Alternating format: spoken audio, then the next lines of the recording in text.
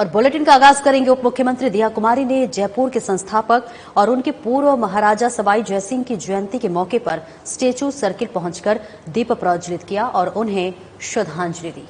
इस मौके पर जयपुर नगर निगम हेरिटेज की महापौर कुसुम यादव भी मौजूद रहीं। इस दौरान उप मुख्यमंत्री ने कहा कि जयपुर को एक नियोजित शहर के रूप में बसाया गया था, जो अपने स्थापत्य और चौड़ी सड़कों के लिए विख्यात था, और आज भी हम जयपुर शहर के सड़कों पर योजनाबद्ध तरीके से बनी सुविधाओं का उपयोग कर रहे हैं। उन्होंने कहा कि जयपुर अब एक यूनेस्को वर्ल्ड हेरिटेज सिटी है और ये हम सब की जिम्मेदारी है कि हम जयपुर के विकास को तो संजोने का काम करें। वहीं दिया कुमारी ने जो है कहा कि हेरिटेज को बचाने के लिए साथ ही शहर को स्वच्छ रखने की जिम्मेदारी न केवल सरकार को और स्थानीय प्रशासन की है, बल्कि शहर के नागरिकों की भी है। इस मौके पर उप मुख्यमंत्री दिया कुमारी ने आह्वान किया कि जयपुर शहर को स्वच्छता के मामले में देश के टॉप 3 शहरों में शामिल करने के प्रयास किए जाएं।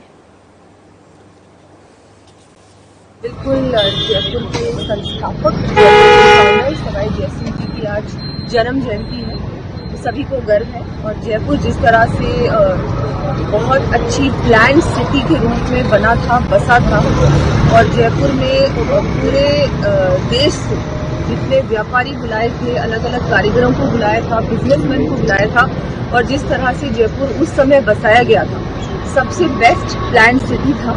और जिस तरह से वो हमारे जयसिंह जी, सवाई जयसिंह जी एक एस्ट्रोनॉमर थे, एक बहुत बड़े जिस तरह से एक प्लानर होता है, एक एडमिनिस्ट्रेटर होता है, वो उनसे हम सभी को प्रेरणा मिलती है कि उन्होंने उस समय जयपुर की योजना बनाई, जिस तरह से जयपुर को बसाया।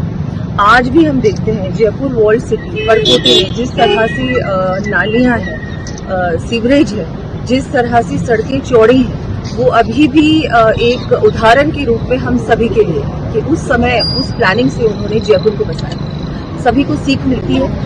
और जिस तरह अभी जयपुर जो है, हमारी विरासत है, हमारा हेरिटेज है, हमारी संस्कृति है, इन सभी चीजों को आगे बढ़ाने के लिए इन सभी में नागरिकों को अपनी भागीदारी रखनी चाहिए। प्रशासन है, सरकार है, ये सब तो कर ही रहे हैं अपना, लेकिन जो नागरिकों का भी एक रिस्पॉन्सिबिलिटी है, उनका भी एक, मैं मानती हूँ, जिम्मेदारी है, जो जिम्मेदारी उनको भी निभानी चाहिए। हम सब मिलकर काम करें, जयपुर को सुंदर बनाए रखें, स्वच्छ बनाए रखें। और मैं बिल्कुल हमारी महापौर से भी कहना चाहूंगी कि जयपुर को स्वच्छ बनाने के लिए सफाई पे विशेष ध्यान रखा जाए। और जो वर्ल्ड सिटी है उस पे भी इस बार जो सरकार ने बजट भी एलोकेट किया है, तो इस बार परकोटे पे भी ध्यान रखा जाएगा कि यहाँ भी और सुंदर बने हमारा परकोटा। लेकिन ये आपसी सहयोग से बनेगा। जितना कि सरकार करेगी, उतना ही नागरिकों को भी करना होगा। जयपुर का स्थापना दिवस भी आने वाला है 23 नवंबर। बिल्कुल, उसके लिए भी सबको बहुत बहुत शुभकामनाएं। मैं यही कहना चाहूंगी कि हमारा जयपुर इतना सुंदर है, लेकिन इसको और भी सुंदर बनाने की जिम्मेदारी आप लोग भी अपनी जिम्मेदारी रखें और जिम्मेदारी निभाएं। और हम लोग भी, सरकार, प्रशासन मिलकर ही बहुत जयपुर को और आगे बढ़ाने के लिए एक world class tourist city, UNESCO world heritage site है जयपुर। बहुत गर्व की बात है हम सभी के लिए, लेकिन इसको और अच्छा बनाना, इसको स्वच्छ बनाना, ये भी जो मुझे लगता है कि जो हमारी स्वच्छता वाली जो लिस्ट आती है हर साल, उसमें जयपुर को भी हम लोगों को टॉप 3 में लाना है ना। ये हमारा होना चाहिए, एक गोल होना चाहिए कि हमको जयपुर को। उप मुख्यमंत्री दिया कुमारी ने खियोसर उपचुनाव में भारतीय जनता पार्टी को जिताकर कमल खिलाने का आह्वान किया। वे खियोसर में एक दीपावली मिलन समारोह में उपस्थित जनसमूह को संबोधित कर रही थी। उप मुख्यमंत्री दिया कुमारी ने कहा कि राजस्थान में अब डबल इंजन की सरकार है और मुख्यमंत्री भजनलाल शर्मा के नेतृत्व में विकास की कड़ी से कड़ी जुड़ चुकी है और अब खियोसर की कड़ी भी जोड़ने का समय आ गया है। इस मौके पर कैबिनेट मंत्री गजेंद्र सिंह खीमसर, सुरेश रावत, राज्य मंत्री मंजू बाघामार और विजय सिंह चौधरी, विधायक केसाराम चौधरी, अतुल भंसाली, आदूराम मेघवाल, बीजेपी प्रत्याशी रेवत राम डांगा, नागौर जिला अध्यक्ष राम निवास सांखला और प्रदेश प्रवक्ता अशोक सैनी भी उपस्थित रहे। वहीं उप मुख्यमंत्री ने बीजेपी प्रत्याशी रेवतराम डांगा के समर्थन में अपील करते हुए कहा कि ये बहुत जरूरी है कि खियोसर में भी ऐसा विधायक बने कि जनता के सारे काम तुरंत हो और खियोसर किसी भी मायने में पीछे नहीं रह जाए। उन्होंने कहा कि इसके लिए बीजेपी का विधायक बनना बहुत जरूरी है और आप मतदाता के रूप में बीजेपी को अपना समर्थन दें।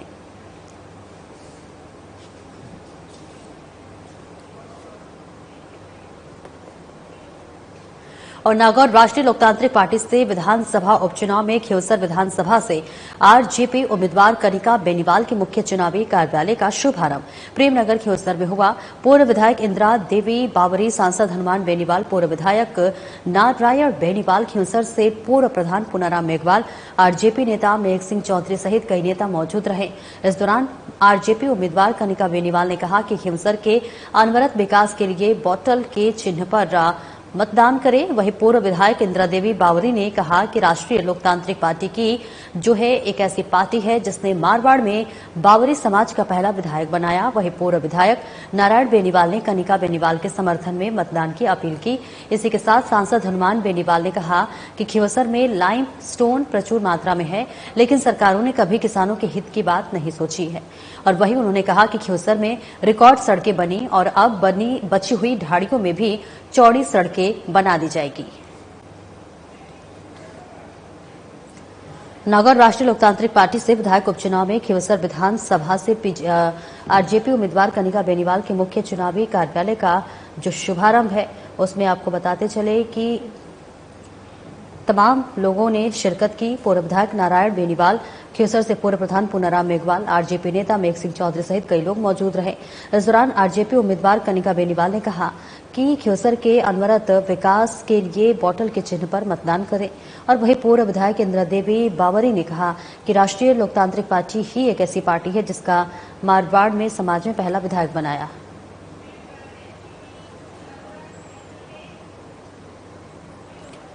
और राजस्थान विधानसभा अध्यक्ष वासुदेव देवनानी 4 देशों की यात्रा पर जाएंगे। और आपको बता दें कि देवनानी सोमवार रात 4 नवंबर को दिल्ली से दोपहर 2 बजे ऑस्ट्रेलिया के लिए रवाना होंगे। इस दौरान देवनानी ऑस्ट्रेलिया में आयोजित राष्ट्रमंडल संसदीय संघ के 67वें सम्मेलन में राजस्थान का प्रतिनिधित्व करेंगे। राष्ट्रमंडल संसदीय संघ की बैठक ऑस्ट्रेलिया में 5 से 8 नवंबर तक होगी। देवनानी ऑस्ट्रेलिया में सम्मेलन में भाग लेने के बाद राष्ट्रमंडल संसदीय संघ की पोस्ट कॉन्फ्रेंस स्टडी टूर के सहित इंडोनेशिया, सिंगापुर और जापान में जाएंगे। इसी के साथ देवनानी 20 नवंबर को दिल्ली वापस लौटेंगे। इस अध्ययन यात्रा के दौरान देवनानी इन देशों में भारत के राजदूतों से मुलाकात करेंगे। साथ ही देवनानी इस देशों के विधायी निकायों का अवलोकन करेंगे और संसदीय प्रतिनिधियों से लोकतांत्रिक मूल्यों के सुदृढ़ीकरण से संबंधित विभिन्न विषयों पर विचार विमर्श करेंगे। इस अध्ययन यात्रा से राजस्थान विधानसभा की कार्यप्रणाली को नई दिशा मिलेगी।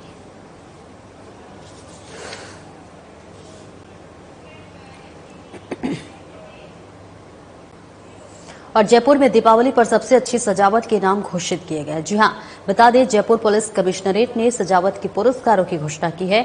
हर साल की तरह पहला, दूसरा, तीसरा और सांत्वना पुरस्कार प्रदान किए गए। परकोटे के बड़े बाजार में जौहरी बाजार प्रथम, चांदपोल बाजार द्वितीय और रास्ता तृतीय और किशनपोल बाजार को सांत्वना पुरस्कार मिला। उधर बापू बाजार प्रथम, नेहरू बाजार द्वितीय, इंदिरा बाजार तृतीय रहा। इसी के साथ परकोटे के बाहर से बड़े बाजार में हल्दियों का रास्ता प्रथम, लालजी सांड का रास्ता द्वितीय, घीवालों का रास्ता तृतीय स्थान पर रहा। जबकि सरकारी भवनों में जोरावर सिंह गेट को प्रथम पुरस्कार मिला। वहीं एसएमएस मेडिकल कॉलेज को सजावट में प्रथम पुरस्कार मिला, जेडीए को द्वितीय और जयपुर ग्रेटर निगम को तृतीय पुरस्कार मिला।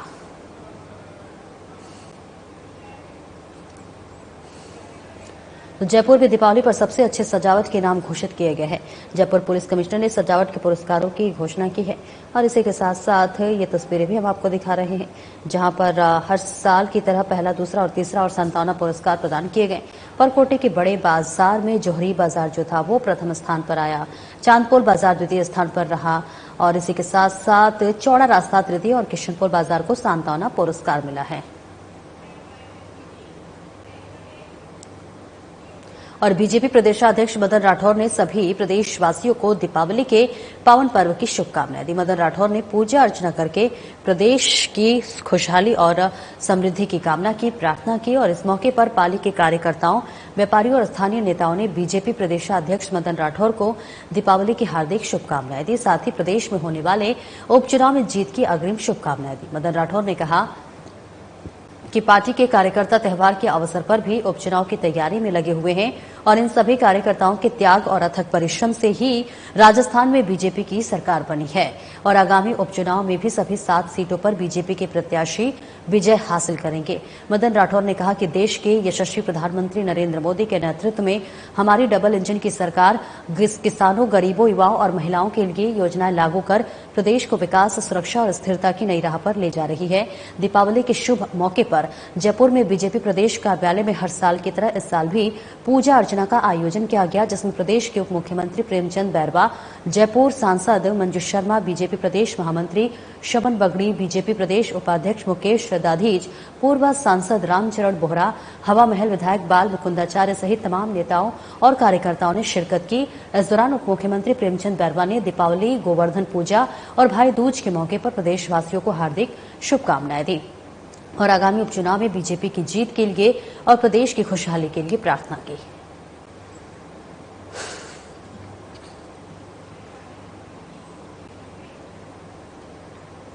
राजस्थान सरकार के कैबिनेट मंत्री और झोटवाड़ा के लोकप्रिय विधायक कर्नल राज्यवर्धन राठौर ने आज गोवर्धन पूजा के पावन मौके पर स्वामी नारायण मंदिर में ठाकुर जी के दर्शन कर आशीर्वाद प्राप्त किया और महाआरती में शामिल हुए। कर्नल राज्यवर्धन राठौर ने इस मौके पर ठाकुर जी से देश और प्रदेश की सुख, समृद्धि और शांति के लिए प्रार्थना की।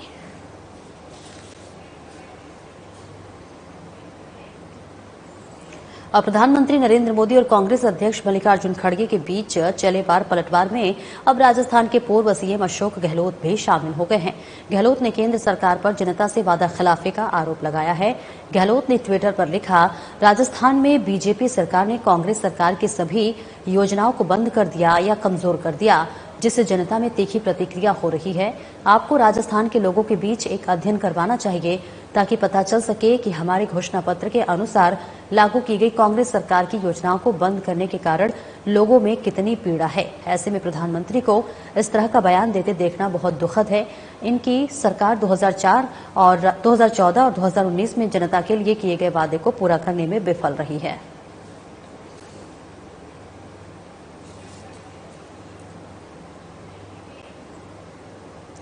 और कांग्रेस सरकार से बने जिलों के रिव्यू के लिए जो है बनी मंत्रियों की कमेटी ने काम लगभग पूरा कर लिया है। उपचुनाव के बाद कमेटी सरकार को रिपोर्ट सौंपेगी।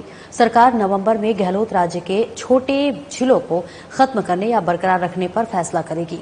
मंत्रियों की कमेटी का भी मानना है कि मापदंडों को पूरा नहीं करने वाले जिलों को मर्ज कर देना चाहिए। रिव्यू कमेटी गहलोत राज्य के छोटे जिलों को खत्म करने की सिफारिश करेगी। रिव्यू कमेटी में शामिल कई मंत्रियों ने इस तरह के संकेत दिए हैं। पूर्व आईएएस ललित के पवार रा कमेटी की रिपोर्ट के आधार पर मंत्रियों ने हर जिले पर अपनी राय दी है, जो कि जिले मापदंड पूरे कर रहे हैं। जहां जनसंख्या और क्षेत्रफल ज्यादा है, लोगों की सुविधा के लिए जिला बनना जरूरी है, उन जिलों का बरकरार रखने की सिफारिश होगी।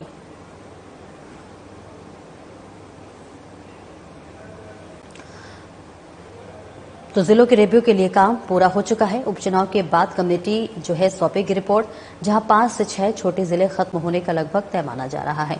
देखिए, कांग्रेस सरकार में बने जिलों के रिव्यू के लिए बनी मंत्रियों की कमेटी के काम जो है वो लगभग पूरा कर लिया गया है। तस्वीरें भी हम आपको दिखा रहे हैं, जहां छोटे जिलों को खत्म करने या बरकरार रखने का फैसला होगा। क्या कुछ होगा ये तो वक्त बताएगा। फिलहाल मंत्रियों की कमेटी का भी मानना है कि मापदंडों का पूरा नहीं करने वाले जिलों को मर्ज कर देना चाहिए। रिव्यू कमेटी गहलोत राज्य के छोटे जिलों को खत्म करने की सिफारिश होगी। रिव्यू कमेटी में शामिल कई मंत्रियों ने इस तरह के संकेत दिए हैं।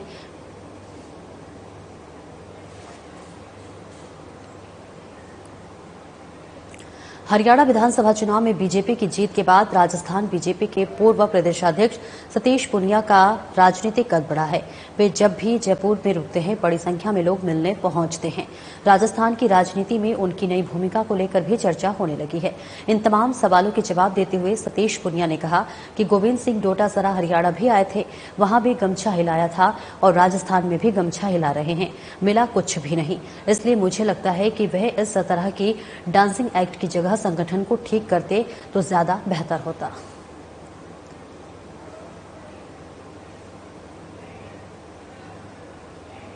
तो हरियाणा विधानसभा चुनाव में बीजेपी की जीत के बाद राजस्थान बीजेपी के पूर्व प्रदेशाध्यक्ष सतीश पूनिया का राजनीतिक कद बड़ा है और वे जब भी जयपुर में रुकते हैं बड़ी संख्या में लोग मिलने पहुंचते हैं।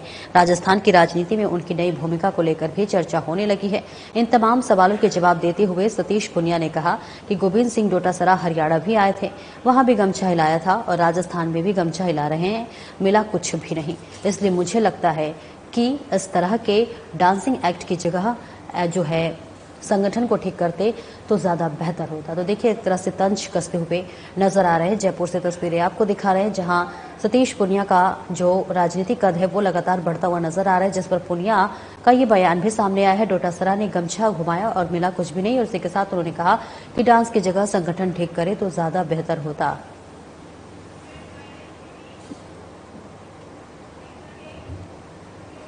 और राजस्थान विधानसभा के नेता प्रतिपक्ष टीकाराम जूली ने कहा कि राज्य सरकार नए जिलों की समीक्षा के नाम पर प्रदेश में अस्थिरता और असमंजस की स्थिति उत्पन्न कर रही है। अपनी नाकामी छिपाने के लिए भजनलाल सरकार नए जिलों में कटौती के मंसूबे बना रही है। जूली ने कहा कि नए जिलों और संभागों का मुद्दा अत्यंत संवेदनशील है और प्रदेश के दूरगामी हितों से जुड़ा हुआ है। इस महत्वपूर्ण मुद्दे पर चर्चा के लिए सरकार राजस्थान विधानसभा का विशेष सत्र बुलाने और सदन को विश्वास मिले। नेता प्रतिपक्ष टीकाराम जूली ने कहा कि पूर्व आईएएस अधिकारी ललित के पवार ने नए जिलों को लेकर अपनी रिपोर्ट 2 महीने पहले राज्य सरकार को सौंप दी है। सरकार के वरिष्ठ मंत्रियों की सब कमेटी इसके आधार पर नए जिलों की समीक्षा की बात कर रही है, लेकिन सरकार के मंत्री नए जिलों को लेकर निरंतर विवादास्पद बयान दे रहे हैं। अनेक नए जिलों के प्रति भंजनलाल सरकार के मंत्रियों का पूर्वाग्रह जग जाहिर है।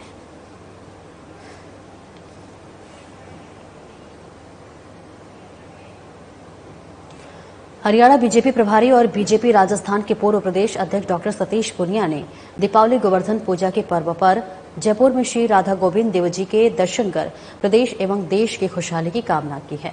तस्वीरें दिखा रहे हैं। इस मौके पर मंदिर प्रांगण में सफाई और स्वच्छता का संदेश देते हुए प्रधानमंत्री नरेंद्र मोदी सरकार के स्वच्छ भारत मिशन को मजबूती से आगे बढ़ाने का पार्टी कार्यकर्ताओं और आमजन से अपील की।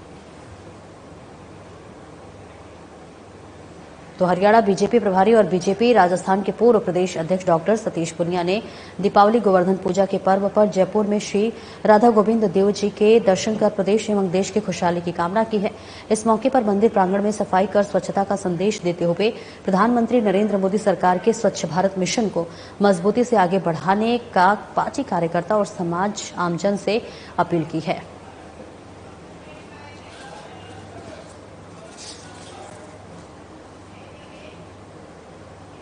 बांसवाड़ा में एक दर्दनाक सड़क हादसा हो गया है। जी हां, सूचना के मुताबिक बांसवाड़ा से साबला जाते समय एक स्कॉर्पियो अनियंत्रित होकर पुलिया से नीचे गिर गया। इस हादसे में स्कॉर्पियो सवार 2 युवकों की दर्दनाक मौत हो गई, जबकि एक व्यक्ति गंभीर रूप से घायल है, जिसका इलाज जिला अस्पताल में चल रहा है। तस्वीरें आपको दिखा रहे हैं। फिलहाल पुलिस पूरे मामले की छानबीन में जुटी हुई है।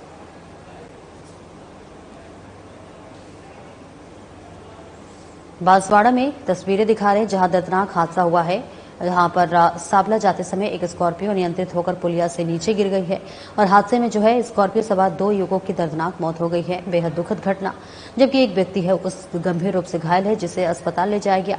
हालांकि उसका इलाज चल रहा है। फिलहाल पुलिस जो है वो पूरे मामले में छानबीन जुट रही हुई है और ये भी पता लगाने की कोशिश कर रही है कि आखिरकार क्या कुछ कारण रहा जिसकी वजह से स्कॉर्पियो अनियंत्रित हो गया। क्या वहां पर टूटी फूटी सड़क थी या फिर तेज रफ्तार में गाड़ी चल रही थी? इसके अलावा क्या कुछ कारण हो सकता है? पुलिस हर पहलू से जांच पड़ताल कर रही है।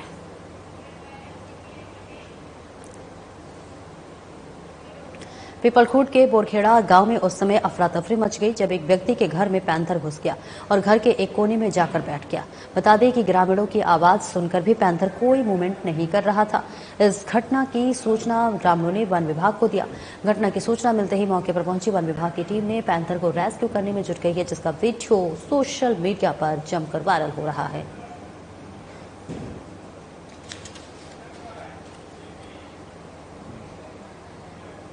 देवासी समाज रानीवाड़ा की तरफ से अखिल भारतीय रबारी देवासी समाज की 3 दिवसीय डे नाइट क्रिकेट प्रतियोगिता का आयोजन किया जा रहा है और इस प्रतियोगिता का आयोजन रानीवाड़ा के निकटवर्ती जालेरा कला गांव में स्थित आपेश्वर खेल मैदान में किया जाएगा।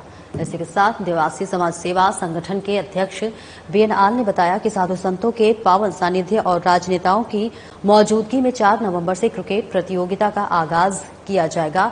वहीं वीएन ऑल ने बताया कि 3 दिवसीय क्रिकेट प्रतियोगिता में पूरे देश भर से करीब 24 टीम भाग लेंगी। इस क्रिकेट प्रतियोगिता के आयोजन को लेकर लगभग सभी तैयारियां पूरी कर ली गई हैं। वहीं 6 नवंबर को प्रतियोगिता का समापन समारोह होगा, जिसमें विजेता टीमों का सम्मान किया जाएगा।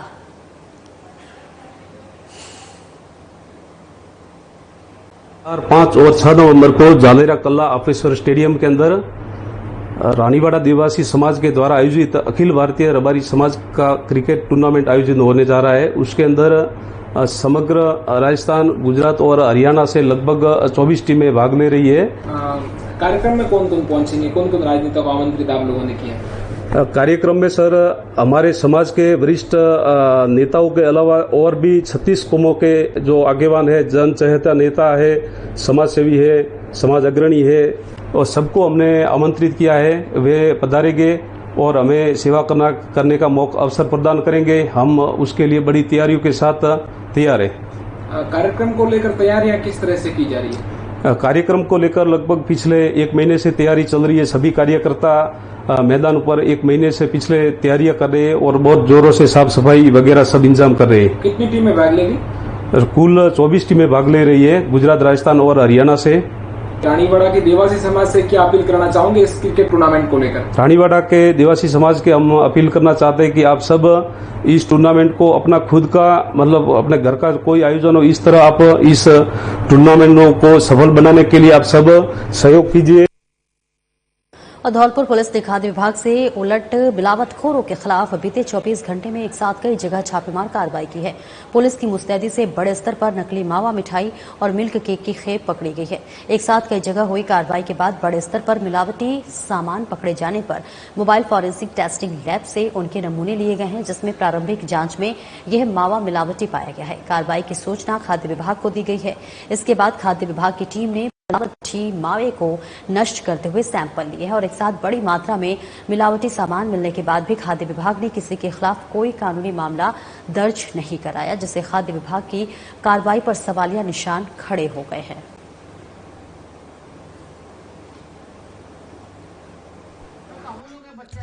दीपावली के त्योहार को देखते हुए पूरे राज्य में शुद्ध आहार एवं मिलावट पर वार अभियान संचालित है। इसी क्रम में धौलपुर जिले में लगातार 8 अक्टूबर से कार्रवाई की जा रही है। इसी के तहत आज श्रीमान जिला पुलिस अधीक्षक महोदय के निर्देश अनुसार सुबह बदरिका में एक कोल्ड स्टोरेज में मिक्स केक रखा हुआ था, जिसमें से नमूना लेकर के करीब 2220 किलो मिक्स केक जो बदबूदार था उसको नष्ट करवाया गया मौके पर गड्ढा खुलवा करके। दूसरी कार्रवाई में बोधपुरा में नन्हे खाम मावा भंडार, जिसमें 4 नमूने लिए गए हैं।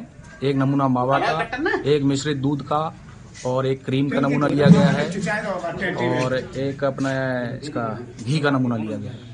170 किलो घी को सील किया गया है संदेह के आधार पर और करीब 1400 किलो मावा जो मोबाइल फूड टेस्टिंग लेबोरेटरी जो हमारे साथ चल रही है उसकी जांच में रिफाइंड की पुष्टि हुई है, उसको नष्ट करवाया जा रहा है। और बांसुर कस्बे के पुराने अलवर स्टैंड पर ब्यूटी पार्लर की दुकान का मामला है, जहां पार्लर की दुकान के बाहर बाइक खड़ा करने को लेकर मारपीट का मामला सामने आया है। आरोप है कि ब्यूटी पार्लर संचालिका ने बाइक सवार पिता पुत्र के साथ मारपीट कर दी, जिसके बाद सड़क के दोनों ओर लंबा जाम लग गया। वहीं मौजूद लोगों ने महिला की बदसलूकी को लेकर आक्रोश जताया।